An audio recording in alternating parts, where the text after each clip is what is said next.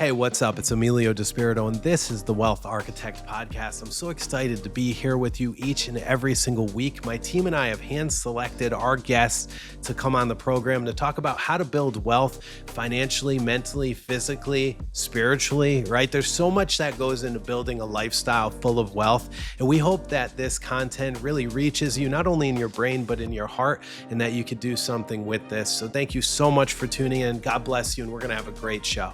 Hey, a special thank you to our sponsor, Annie Mac Home Mortgage, whose Cash to Keys product is disrupting the industry.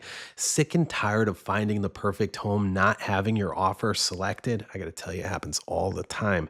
With Cash to Keys, Annie Mac gives sellers a cash guarantee for each of their buyers' offers.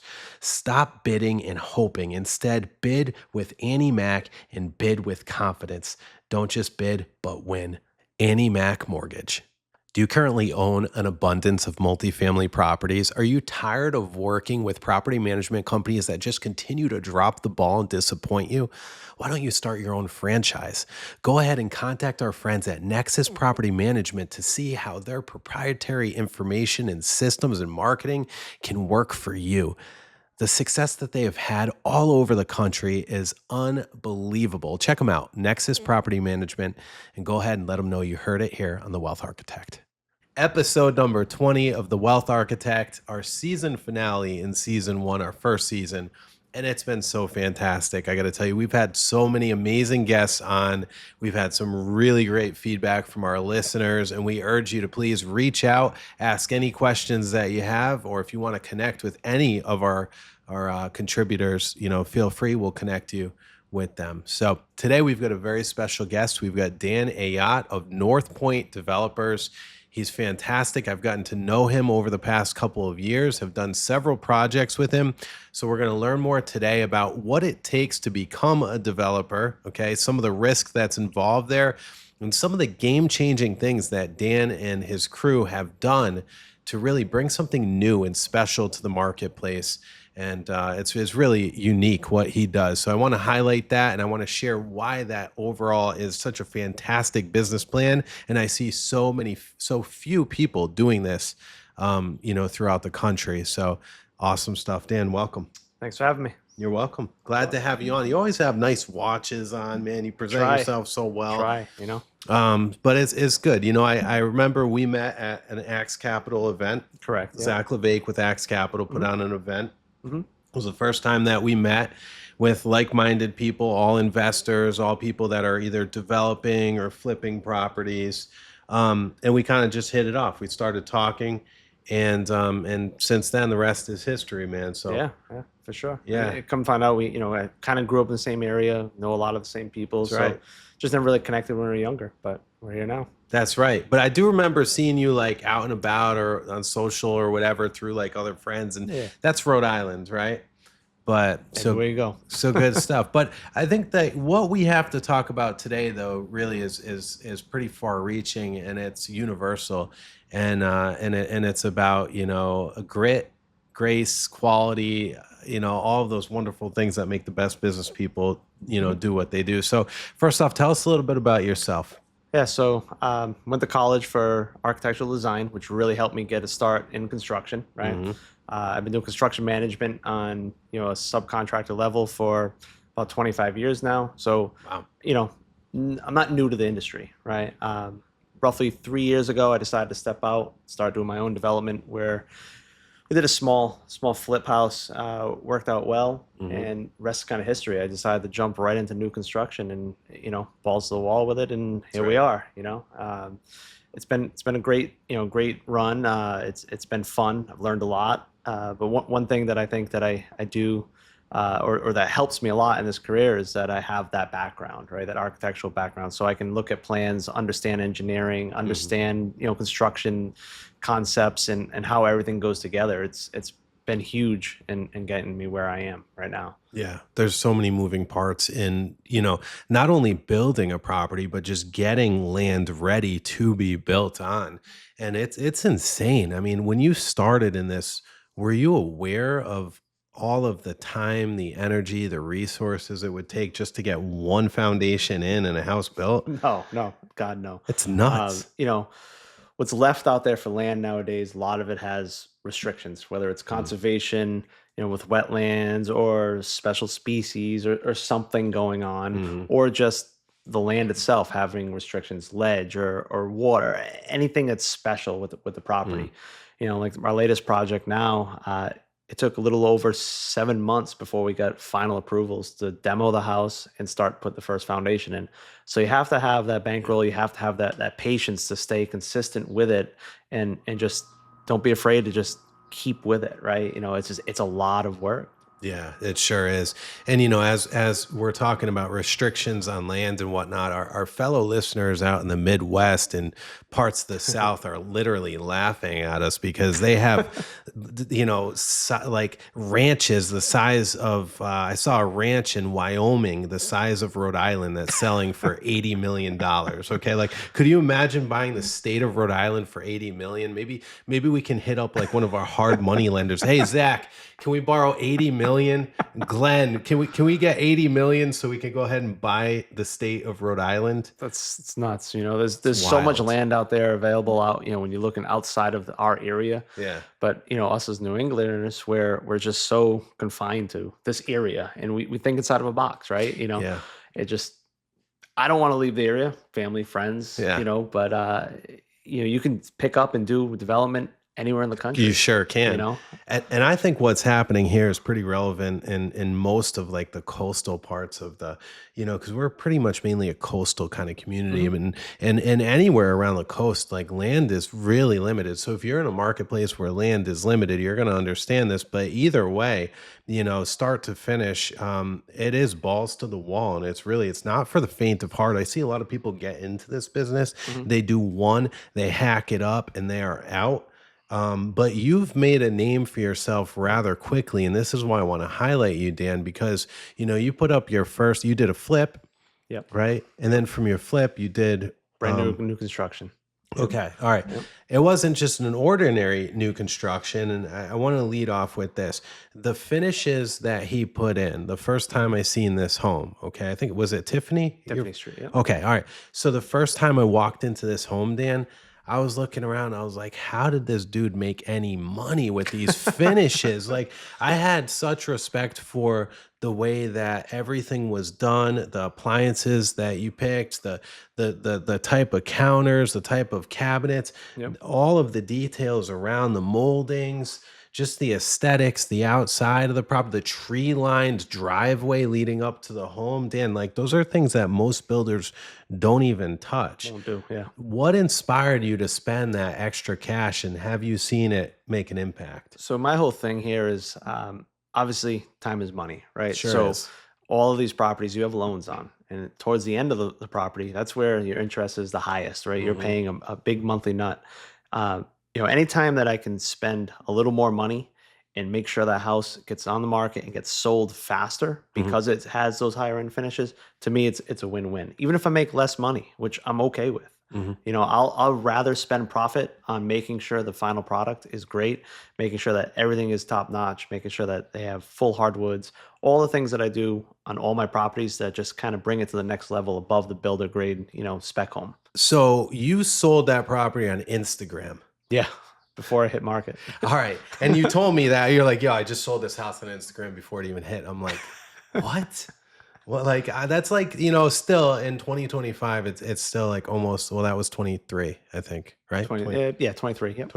Yep. And like, it's pretty unheard of. I mean, even realtors aren't selling a ton of stuff through necessarily coming in through social. Some, but they want to make you believe that all these people are coming in through social, but no. It's really through the MLS. It's through Zillow. It's through sites Makes like sense, that. 'cause that's where most of your buyers are, right? Yeah. Most of your pre-approved buyers are Of there. course. But occasionally, I mean, it happens. Well, you did it. I found that impressive. But what I also found impressive was that now I'm starting to see different homes in the marketplace have Dan finishes and Meg your wife Meg. She does a great job. Works She with does. you She too. does. Yeah. And you guys really just do such a nice job where now it's rubbing off in the marketplace. So now you're gonna have to switch your style up all over again. It's we're setting the bar higher, Yeah, right? that's So right. the local competition needs to step up, or they're going to fall behind. I mean, I'm most definitely not a professional in real estate. I'm learning a lot with your help. But I watch the Touche. market, I watch the market. I pay attention to what's going on, Mm, especially the market that I'm in. And I do see a lot of spec homes going up that are just sitting, and that's it right. makes you nervous. You're like, well, why? So then you look inside and then you see why. Yeah. Okay. It makes sense. They didn't go above and beyond. They didn't spend the extra money. And Laminate flooring, you can't do it. You just $800,000 home, laminate flooring. can't do it. Yeah. Maybe in the basement, but you can't do it anywhere else. Right. The It's just, rec hall, like the rec area, throw it down there. But wow, yeah, it blows my mind. And then you see like things you go in and like the punch list isn't done. Like the builder's ridiculously hard to work with, right? Like I can tell with you that reputation is super important and quality is, it is. It is. Nothing makes me more upset than having an upset client. yeah. Doesn't matter what I'm doing. Doesn't matter if it's my day job. It doesn't matter, right? I want a good reputation. New England's small. How are so many businesses doing such a crappy job in staying afloat? Do you believe that the businesses that constantly put out like a better product, this and that, and maybe are squeezed with profit at first, do you feel like they can command a bigger price later on? I think they can because they start to build a name for Yeah. themselves, a reputation, Right. right? Think about all the higher end builders that you've seen around. 9 out of 10 times they start out with spec homes, right? And they just continue to build a reputation, a name for themselves, and before you know it, now they're building the 2, 3, $4 million custom homes, Hmm. and that's eventually where I want to get to, but it's not the marketplace I'm in right now. I'm happy with the 750 to 950 house. Hmm. It's although it's a lot of money, it's affordable to most people, and it's Let's a chain. You can achieve it. Agreed. Talk about, because we've got listeners from all over the place. Every market is different. Prices Mhm. are different. The price you just said, and maybe in like parts of Texas, you could get a Oh McMansion, yeah. So like talk about like in our Yep. marketplace, right? Like southeastern Massachusetts, Rhode Island, right? Mhm. Like what is that 750 to 950? Like what is that going to get you? So you're anywhere between 24 to 3,000 square feet, 3 to 4 bedroom house. Normally a 2 car garage, 2.5 bath. And that's kind of the price point, kind of where we're at. They're not necessarily starter homes, but they're not your retirement home either. Mm. It's kind of that nice that kind of middle point. Absolutely. I still think like they're still fairly like for the product you're putting out, Mhm. it's reasonably priced. Like it is. You're not gouging, but you're also able to set the bar. And I think what you're going to find with your projects is that, when people walk in, they're going to know this is a Northpoint Developers and they're going to be looking for that. They're going to be asking who built this, Yeah, that's kind of like what we've been trying to do. I've been putting, I would say, kind of standards, right? We use the same paint schemes, we use the same flooring schemes, the same type of railing, same type of doors. So Mm. eventually, you start becoming, although they're different styles and different floor plans, it's still the same style home. Brand. It has the brand, right? Hmm. Wonderful. Now, when you start, now you started this only a few years ago. Mhm. Correct. And I remember the conversation we had last year. I know like when people are going to do well. I've seen it Mhm. over the past 14, 15 years in the business and 23 years in sales, Dan. Like I've seen people succeed, I've seen people fail, and I've seen the traits that are required for either one. Mhm. Okay. So you have all of the traits. I'm not trying to inflate your head here, but you've got the traits that I see in a successful developer. Okay. Yep. Now, last year, the year before, you were building one or two like at a pop, and you're Yep. like, "What did you tell me?" Remember that? I said, one house, maybe two a Yeah, year is great. Um, this year I'm on track to have 5 done. to five. All right, so from one or two to five, right? Yep. And I told you last year, I said, Dan, you're going to be building double, if not triple, what you're building now Here we are. because you got the bug. And when you figure out a successful business model, Mhm. right? And a way of doing things, you only continue to build on those systems. And next year, you might be at like 10, and the year after at 20 or 30 and building neighborhoods. Okay. It's the goal, It's right? the goal, but so now people are now seeing your success and starting to see the skyrocket, okay? Mhm. And there's a lot of pitfalls and a lot of places in business where, we fall on our faces. It's just part of it, right? Yeah. Like when you started doing this, what was the overall hardest thing to kind of get done or wrap your head around? I mean, honestly, just not being afraid.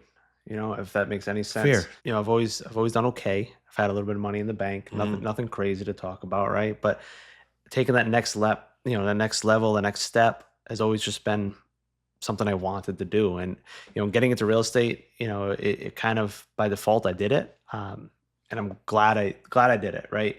I got family members that are in real estate. They've always told me start investing in rental properties, get in early, get in early. I wouldn't say I ignored them because, we bought our house, but everything else I kind of just pushed aside. I was in the cars and dumb stuff that never really makes you anything, right?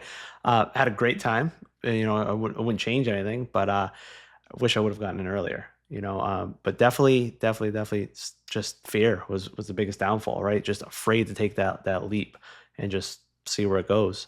After that, I mean, organization. You have to be organized in this stuff. If your paperwork, your budgets, your money management, your time management isn't on point, I mean, you're going to spend a lot of time just kind of messing around and then in turn costing you money when it comes down to the interest.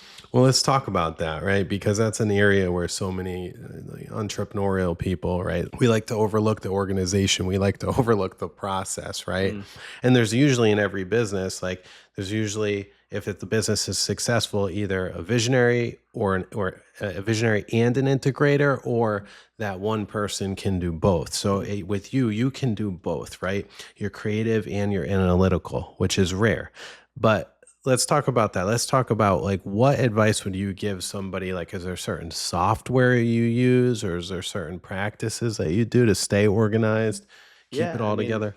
I use a combination of Excel, and actually AutoCAD, from my history. Oh, sure. Yeah. So that allows me to kind of measure and think and design things on the fly.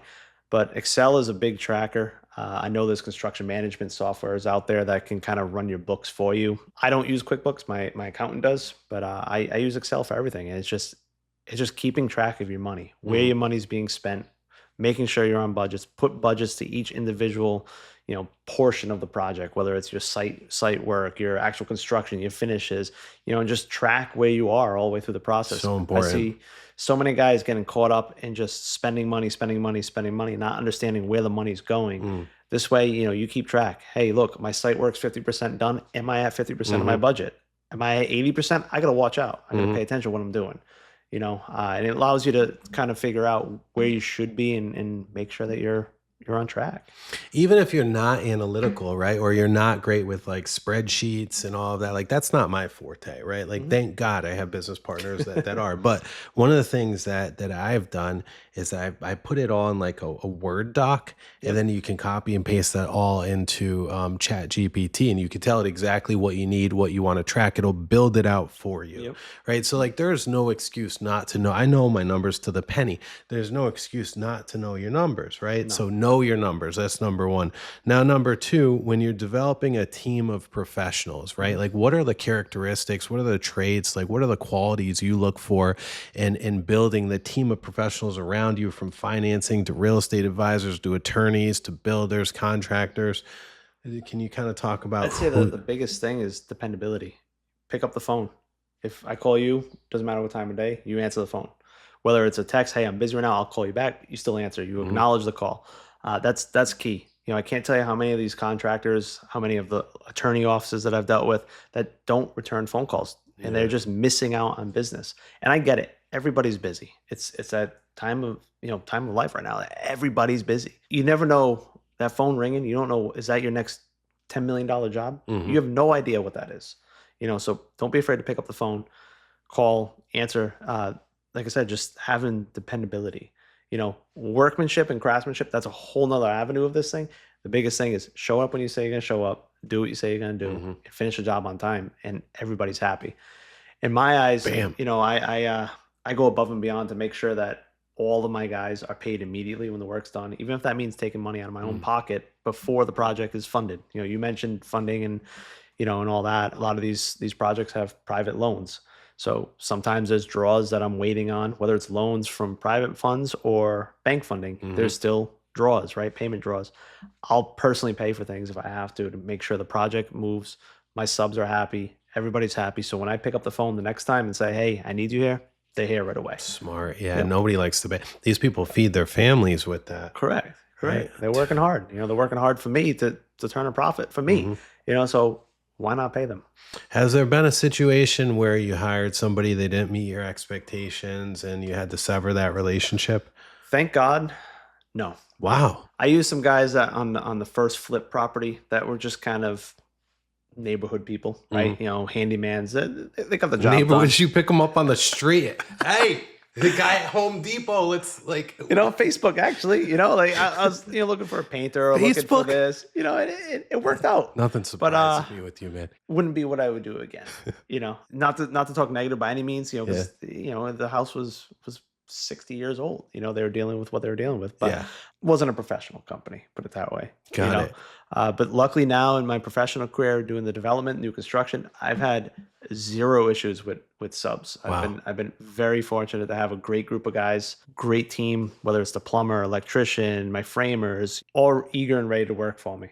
So that's some of the hardest part, is getting a team of contractors together that can actually be on time, perform, get the project done timely manner, because there's so much that goes into it. There's taxes, there's insurance, there's the hard money, there's your time, there's maybe missing or hitting the market appropriately, right? Yep.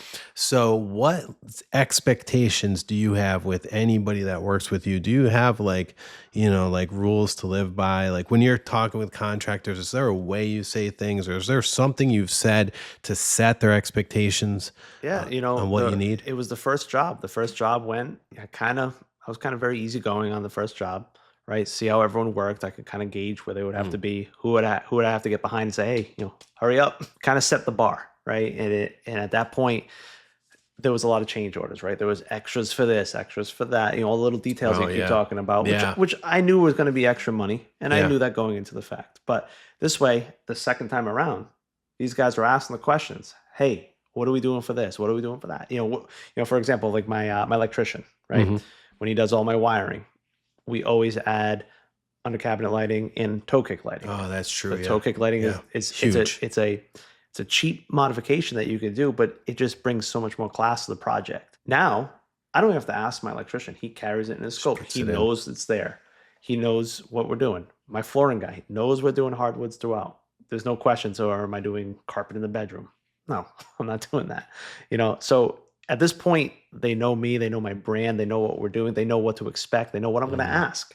And it just it makes the whole process easier as we go along. Accent lighting is so important too. And it's like, it really sets the mood. It's like when you take your girl out on a date, right? Yeah. If you go to a dimly lit restaurant with candles and whatnot, like literally it does something to, release some sort of chemical that's almost the same as love. For what you're doing, and having those accent lighting, I mean, it sets the mood for the project. And that is as you say that, I'm thinking of the house you built on Rounds. The first time I walked in there, I can see it, like in my mind's eye right now. I see all the mood lighting all around. Yep.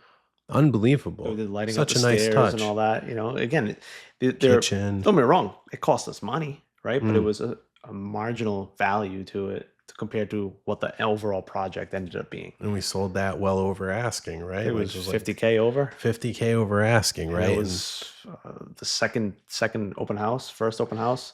And that goes in line with you saving on time. So if you put an extra $50K in, right, and the market's going to give you your $50K back, you're going to save an extra 10 or 15K on holding costs. Yeah. There you go. It's like, especially beautiful. At the end, at the end of the project is where it costs you the most. It's where all those loans are coming due. You got to pay. How do you feel about so have you gotten to the point in business and your other business, okay, the windows business or this business or anything, where you're willing to turn someone away if they don't meet your level of expectations, and if so, what would that conversation sound like? I just want to get in your head for a second. Yeah, I mean, luckily with my business right now, I've been fortunate not to have to build for a client, if that makes any sense. I treat all my customers as clients, but they're not in my face. They're not in the project asking me to paint this wall that color or move this. Right now in my career, I'm not really interested in that. I'm sure eventually I'll get to that point where I want to build a house for someone. Like right now, if you called me and said, I want to build a house, I want you to build me a house. Hey, I can build a house, but I don't want to build it for you.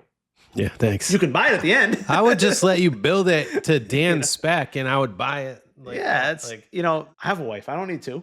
We don't need to go to Home Depot together and pick out tiles. I'm not really interested in that. Luckily with my situation, I do this, believe it or not, with another career. I have another 9 to 5. It's not really 9 to 5, but that's the saying, right? I don't have the time to do that.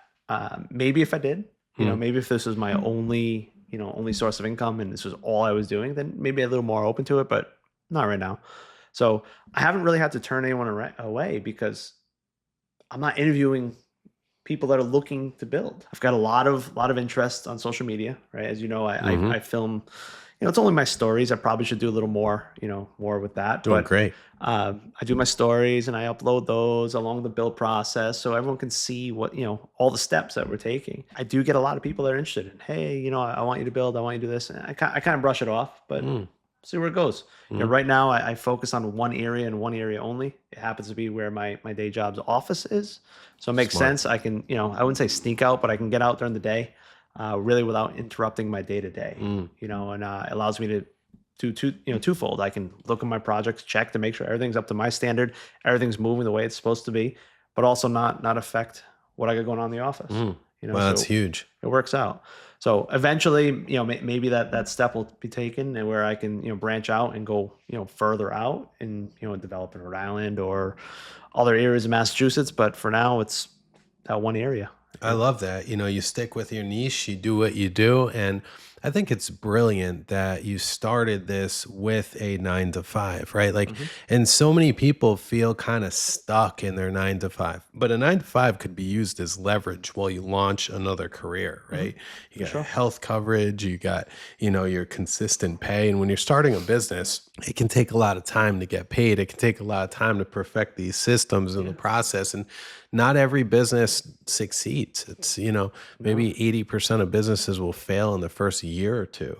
I've been involved in a few that have failed. Unfortunately, partnerships are always difficult, but I've had probably 4 or 5 different partnerships that have failed over various reasons within a year and a half of opening.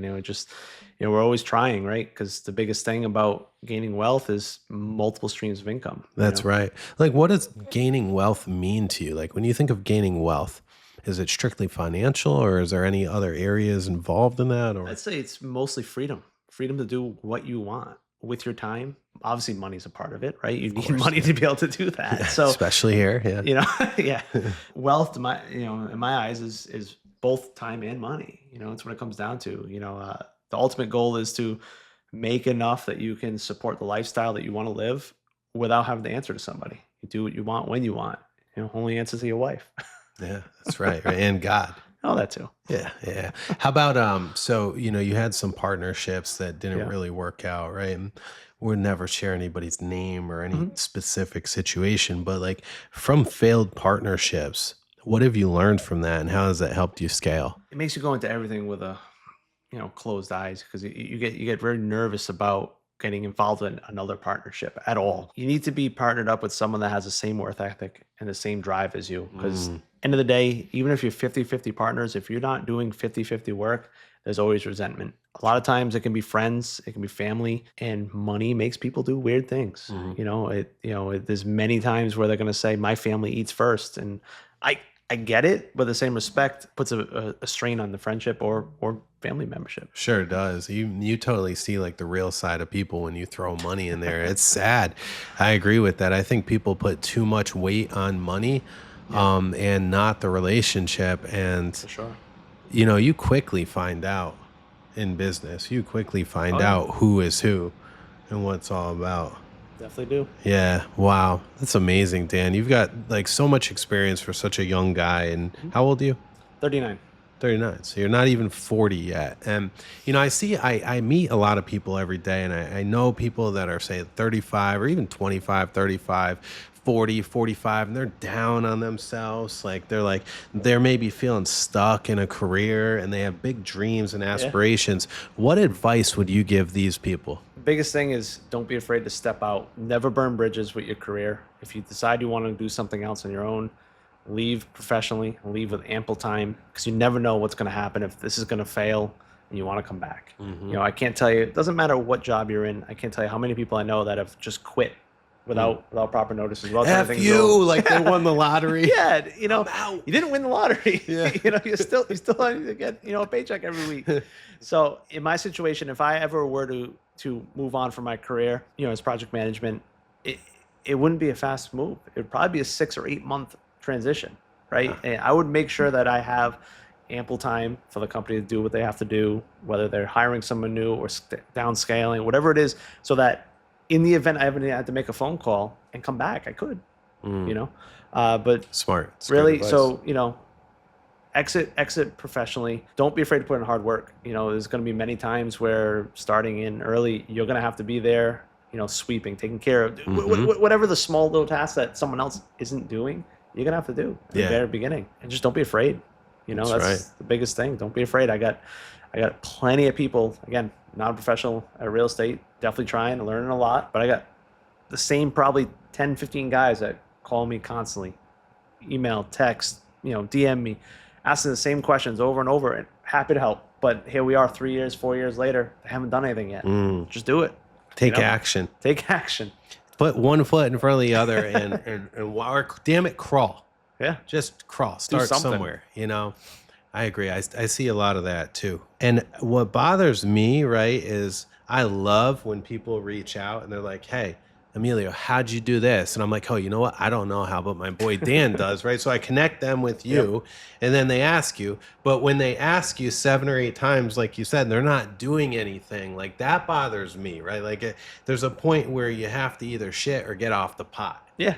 You got to keep it moving, or else you're wasting your time and everyone else's, and people aren't going to believe you. It's like the boy that cried wolf. So take the action, go for it, have some kahunas, and go all in. I love your message, Dan. I think it's super powerful, very, very helpful. Let's talk about the future of Northpoint Developers. And you kind of sprinkled in some of that, but really, what's your grand vision? What do you see?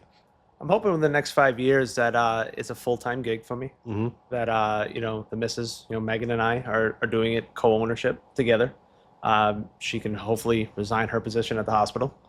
She's in medical field. Wow. Likes it, but there's nothing like having your own, right? Correct. I'm really hoping that it can scale to that point where we're building between 5 and 10 houses a year. Like you said, neighborhoods. Really, that's the goal. Neighborhoods, or multi-units, condos, is really the end goal. It's what we want to do, and then we'll keep seeing where it goes. Right now it's a great. I wouldn't even say side hustle, because it's not. It's a full-time gig, right? But it's a great new company that has just started, and we're just gonna keep rolling it, see where it rolls. I wouldn't say new, right? Because when I think of new, I think of like the wet behind the ears, like they have no idea what they're doing. Like I wouldn't say new because, you're coming with experience of decades. Like, what did you say, 23 years in design? Or? Yeah, 25. 25. All right. Yeah. 25. All right. So you're coming with 25 years of that and all of the other knowledge that you collectively have done.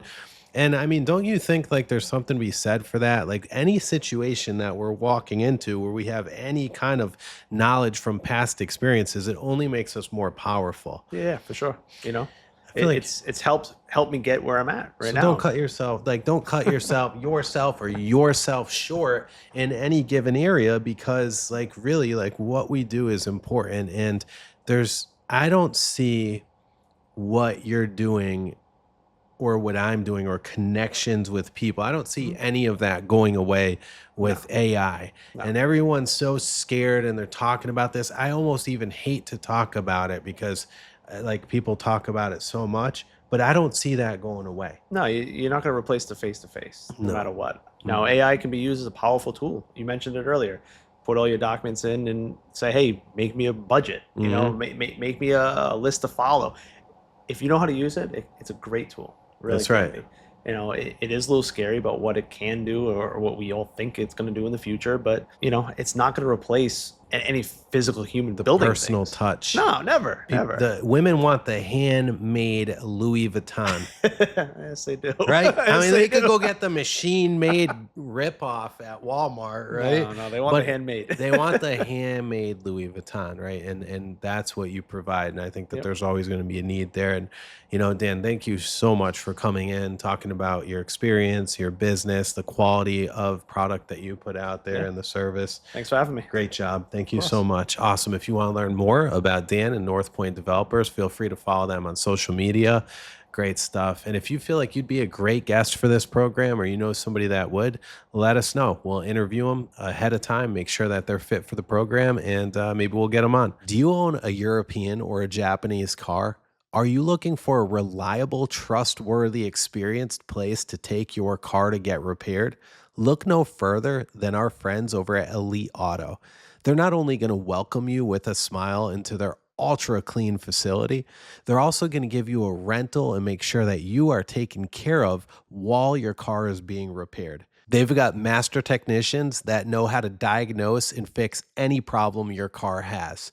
Elite Auto, building relationships for the road ahead. Episode number 20 of The Wealth Architect. I'm Emilio DiSpirito. We've got a wonderful guest here with us. We've got a personal friend of mine and somebody that I truly admire, and it's none other than Jim Paiva of Elite Auto. Jim, welcome.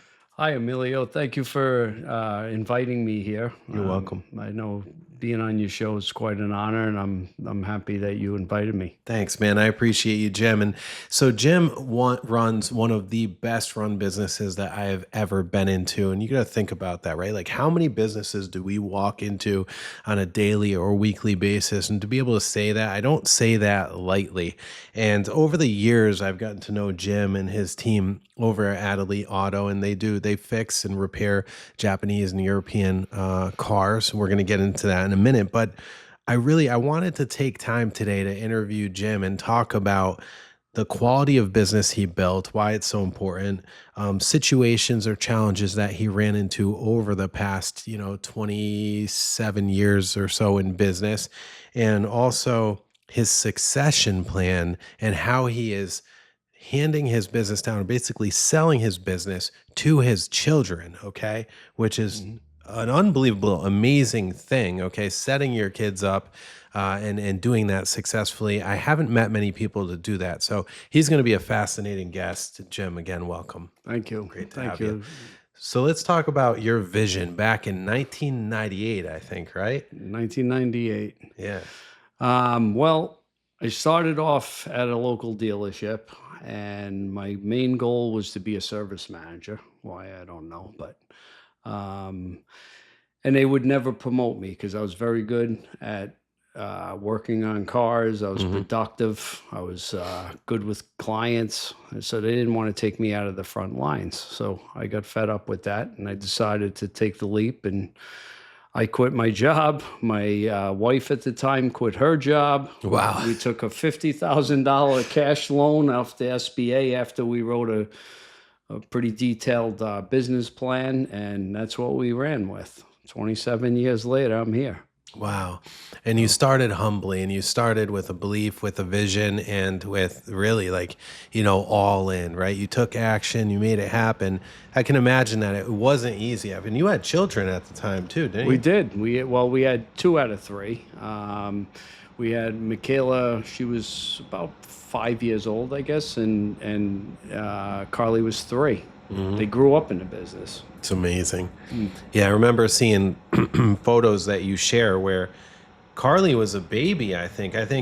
Right. Your ex-wife was holding her. That's true. Actually, right? Yeah, you're right. So I got to back that up. Michaela was probably 4 and Carly was 1. Yeah, but I truly think it's fascinating. And that, if you ask me, is the American dream, right? You're building a business with your family, and you're going to be handing this business down to your family. And they're working for it. Don't get me wrong. Yes, they are. Your kids, they work. They're great do. people. So let's talk about that. Let's talk about some of the challenges that you've faced. Like, give me your top over the years, because you built this wonderful business. Give me your top 3 challenges over the years. Life balance, life-work balance has always been a challenge. I realize that now. Back then, it was just, I was so focused on getting the business off the ground. Unfortunately, I fell victim to working, 16 hours a day, just out of fear of failing. So I worked my tail off for a long time. Luckily, my wife was home a lot, and she did some work. She did plenty of work at the shop, but she was able to be a mom at home at the same time, taking care of them and putting them to bed and all that. Many times. Amazing, yeah. Many times I went home and they were sleeping, so it wasn't easy. So that's a challenge. Overall, I mean, the automotive business is a challenge by itself. So keeping up with technology is always number one, for fixing cars. Maintaining a good relationship with clients and keeping our ratings high, very important, especially today. So there's been challenges, that's for sure. And really, I don't think unless you're in business that you can truly grasp, how hard and difficult what Jim just said is. Or, you may be working like, a full-time job while starting a business, or you may be running several businesses, and you can understand the thing about the work-life balance. There is no such thing, I don't think, as like work-life balance. So I think a lot of people can understand that. But and to talk about that one, you've been able to grow a relationship with your children. And I put a lot of emphasis on family in the show and with everything I do. And that's why I absolutely love and admire and respect from one father to another, is that you spend a lot of quality time with your children and you're able to bring them into the business. Yeah, well, they grew up in the business. I mean, if we were not home for one reason, they were in the business, whether they were playing with their toys, which I think was a benefit because they were listening. Sure. And then it started to become natural to them after a while, because you really don't think children, if they're looking and playing with their toys, you really don't think that they're paying attention. But never underestimate them. That's it. I listen to my children speak to clients today, and I'm like, wow, they really listen. They know what customer service is all about. They do go out of their way to make sure they dot all their I's and cross all their T's. So I'm really proud of them. Yeah, they do a great job. Talk about your son real quick. Sam. Great guy. Yeah, he is a great guy. I mean, he went to college 4 years. He went to Nichols College in Webster, Mass. He graduated with a business degree. He didn't decide to come into the business until his junior year, which was a little bit of a surprise to us, but obviously it was a great decision that he made. The father-son dynamic, you know how that can be, between being a father and being a, I don't like to use the word boss, so there's no boss. We all work together, but mentor. But mentor, I guess, is a better word. He's crossed the line a few times. And as boys will do, right? As boys will push it. He still pushes it, but he's much better at it now. Great guy, yeah. I can see that. Or I've calmed down a little bit too, but I've really, he's really excelled in the business. It's amazing, not having any interest in cars up until his junior year in college. In fact, it was after he graduated that he started to learn. He's very good. Very good. Agreed, yeah. That's awesome. And I was just curious, as like one dad to another. And, I heard this thing, I don't know if you ever heard it before, but your father is the only man that wants to see you do better than himself. That's true. I shared that with him, actually. Oh, Sam, if you're he's listening. The only guy cheering you on is to be, there's nothing more prouder than your son exceeding your expectations and exceeding what you've done and become successful. Yeah, and I know how close you are to both your daughters as well, and your grandchild, your granddaughter. Oh, my granddaughter. Yeah. Right. Yes, Ava. Yeah, she's 5 years old. She's amazing. Yeah, and she shows some traits in her life. She loves cars. I bet. So who knows? I said this at our B&I event, is there could be a third generation, probably after I'm gone, unfortunately, but she really has a passion for cars too. Yeah, I could see that. That could happen. I saw a little video of her in like a little little car. She doing was a like, burnout. yeah. So the other situation that you said has been challenging in business is keeping up with the industry. Now, regardless of whatever industry anybody is in, things are getting highly competitive.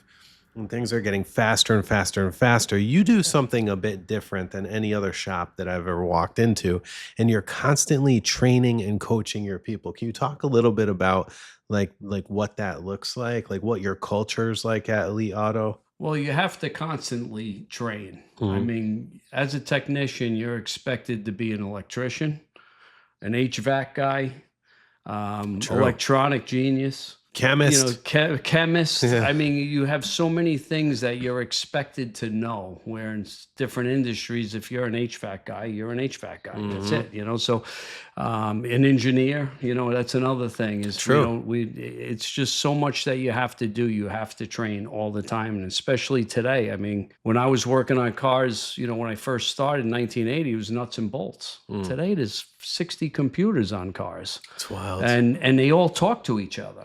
I mean, we had one the other day that was a communication problem. Well, the radio was a gate pass through for communication, the radio, Wow. and it shut down the whole CAN bus system because the radio had a fault in it. Amazing. So it's amazing, they all talk to each other. So you have to stay on top of it. Yeah. And like you see a lot of the dealerships or, a lot of the bigger repair shops like national chains and whatnot, come into marketplaces and you see them put the small guys out of business, but you have thrived over time. And what do you think that is outside of the constant training? What do you think it is that has allowed Elite Auto, your shop, your business to thrive? I think a good part of it is when you're at the dealer. This was pre-COVID. At the dealer, they had a lot of technicians, many, some had 20 technicians. So their goal was to get 60 to 100 cars in a day. Well, after COVID, now they're down to 8 technicians, 10 technicians, 12 technicians, and they still have 60 cars coming in a day. Wow. So they can't keep up with the demand. Yeah. And when you call a dealership and they can't get you in for 3 weeks, you're not going to wait that long. So that's been really I realized how much that is we get so much spillover from the dealerships that can't keep up with the work that they have, that it's made our business thrive. So there's a shortage right now of mechanics. Big shortage. Wow. Big So the shortage of mechanics, shortage of skilled labor out there. And this, I think, the younger generation is learning and seeing. They're seeing all these opportunities, and you're going to I see hope so. a lot more schools open. Yeah. I mean, there's a massive opportunity there. There's a ton of opportunity, whether it's electrician or whether it's a plumber or a technician. There's this big shortage. Sure. So that should be good if that would be good. I see a really good opportunity to invest into schooling or invest into, building out those schools or buying into like a platform that can educate people to get certified for all of those different, positions. Like I guarantee you're going to see that on the rise in the next several years because we need it. It already is actually. So the other thing that I wanted to talk with you about was the dealing with clients that can be tough to deal with and knowing that, hey, you know what, this person is not a fit for me. I've asked several of our guests over time that are in service type of business, like, how do you deal with that? Like, how do you know and what do you say? And if you keep them on, how does that affect your business? Definitely negative. It's a negative impact on your business when you hold on to a client that just is not happy. I mean, today there's many people out there that are just not happy. True. And the same people that'll complain at my service desk are the same people that are going to complain at the gas prices and the grocery prices, and they're just not happy people. So, I always look at it this way. When it's a relationship with a client, is strike one, it's our fault. No matter what it is, it's our fault. What we could have done different to retain them, or what we could have, I try to figure out, why is there a problem? The second time makes me suspicious. I'd be like, all right, I know we did everything right. We may have made a mistake the first time. Second time, I'm on to it. And then after the third time, then it's just, we're just not the shop for you. And when we turn those clients away, that's exactly what we say. We're just not the shop for you. We can't, and I don't do it in a condescending way or anything like that. It's just, I'm sorry, but we can't make you happy. We have plenty of clients we can keep happy. I don't know what it is, whether it's a conflict of what you perceive the repair should be, but there's no need to keep going with those clients. Yeah, I totally understand. And when you keep the wrong clients in, what do? Well, they send their friends. Yeah. now you're multiplying bad clients. Bingo. So I've learned that, 2 years ago I learned that. So what does that do to morale? It's not good for morale, because picture a technician working on a client's car that's a difficult client. And I don't mean difficult just because they're complaining about something. I mean just plain difficult. Nobody wants to work on it. And it's like anything else with attitude. Attitude is altitude. So when you have a negative attitude towards what you're doing, everying goes wrong. It's not just what you're doing goes wrong. It takes longer to do it. You get the wrong parts. It just snowballs into a whole bunch of bad stuff. Yeah. And Jim, so we have a mixed group of listeners, right? We have people that have been running businesses for 30 years. We've got people that are just starting businesses. For somebody that's just starting businesses, right? They're hungry. They're probably willing to take any kind of client they could take, right? As you probably did, as I did. But now knowing what you know, right? Would you take on those crazy high maintenance clients that are never satisfied, that are going to refer more of those? Or would you spend your time and starve a little longer to take on clients that are satisfied with what you do, that are going to leave you a 5-star review, that are going to send you more people?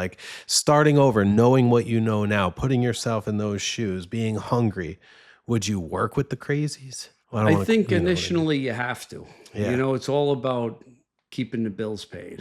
So I believe I probably wouldn't have taken any other road that I took. So with that said, I would say, yes, you got to if you're hungry and your goal is to pay your bills, then you have to take those clients. Yeah. I agree to that to some sense. Right. And, unless somebody crosses that line and just starts treating you like total dirt, never ever take that. But you gotta, they gotta be respectful. Yeah. That's where I say I draw the line. If they start yelling at you or raising their voice or cursing at you, it's time to go. I don't care how much you're hungry. Nobody deserves that. When does that happen in a business, right? Where your business gets to a certain place? Is it where you can finally start picking and choosing your clientele? Is it when you can finally make all of your payments per month on everything, where you start to live somewhat comfortably? Have you noticed a change in your business? And, you want to focus more on the morale. You want to focus more on the working with the right people that are going to appreciate you, value you. Was it at that time or at a different time? I think you're always cultivating your client, so for instance, we have so much work right now. Now we're starting to say, well, what cars don't we like to work on? So let's get rid of this type of car. And when people call, we have a lot of partners that we refer them to that I know are good shops. To your point, whether they're a good client, a bad client, at some point you start saying, well, geez, it's not a good client, bad clients anymore. It's what are the cars that what's a fit? We don't win on? Which one are the ones that are just terrible cars to work on? Wow. And there's a lot of those today. Hopefully you don't get rid of Cadillacs. No. Yeah. But so, and you know what, Jim, and literally all of these questions that I'm asking you, I have 5 other follow-up questions in my head. But we just can't get to all of them. I wanted to quickly cover the succession plan.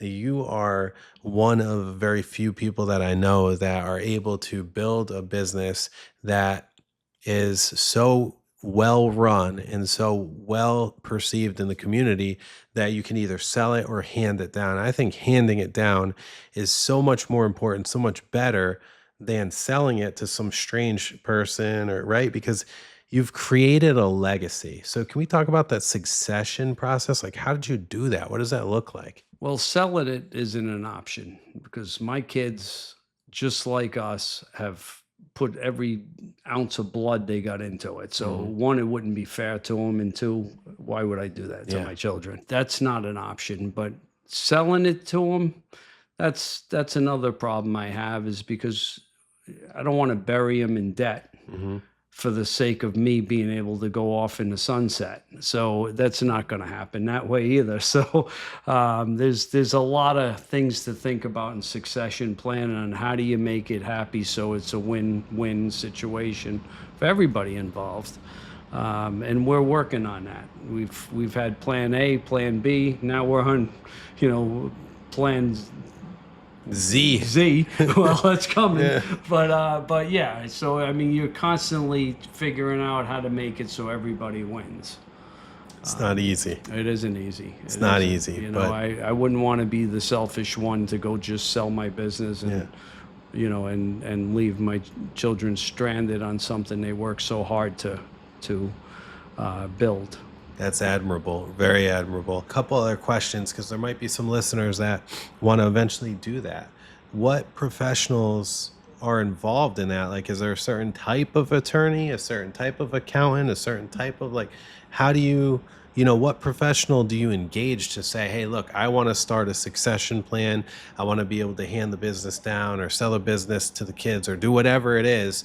I need to put a plan in place. What professionals are we talking to figure that out? For me, it was our financial advisor first, Financial advisor. because they know all about us. Yep. And they kind of paint the picture of what we need, because they have really cool tools. They can go 10, 15 years in the future and see what it looks like. Smart. At that point. So, I mean, financial advisor is very important. A state attorney is also very important. Your accountant, obviously, is important. Super important. And a business attorney, if you were going to put together something on paper or something that you want to document, then you need that type of team in order to pull it off. Perfect. So, Financial advisor, estate attorney, CPA, business attorney. right. Awesome. Good stuff. Specifically that specialize in those areas. Yeah. Not just a one guy does it all. Yeah. Forget it. One guy does it all, you're going to go down the wrong path. Yeah, no. You got to paint the picture of what it looks like, and that's what the financial advisor will Vision. do. And then you have to start putting the pieces together. And then, of course, your estate planning attorney, because that runs into a whole bunch of stuff. Your assets and your cash and your 401k and all that stuff, that has to be managed and figure that out.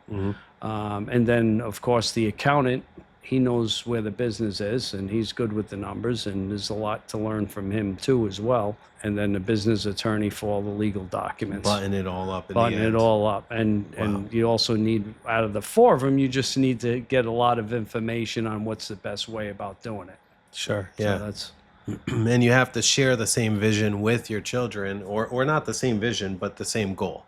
right. The same goal. And they may take the business in a bit of a different direction. Who knows? But Well, my vision for the business stops at me retiring, yeah. where theirs vision starts where we are now. Yeah. To make it big, whatever they want to do. I don't want to say make it bigger. We're not looking to be huge. In fact, right now I stopped all training for myself, and I put all my money into the training for my leadership. That's great. So it's underway. Staff. It's on the way. It's on the way. So in another couple of years, we'll have you back on, and we'll see where you are and how it's progressed. And And that's really fantastic. Good stuff, Jim. Thanks so much. All right. It's a pleasure to be here. And thank Awesome. you for having me. You're welcome. Our pleasure. Great job. Good stuff. If you'd like to learn more of Jim and Elite Auto and his story, feel free. You can check him out online. Just check out Elite Auto out of Warwick, Rhode Island. They do a fantastic job. Great people. And like I said, one of the best run businesses that I've ever been into. And that's a lot of different businesses. So good stuff. Thanks so much for joining us on The Wealth Architect. And thank you. And we'll see you next week.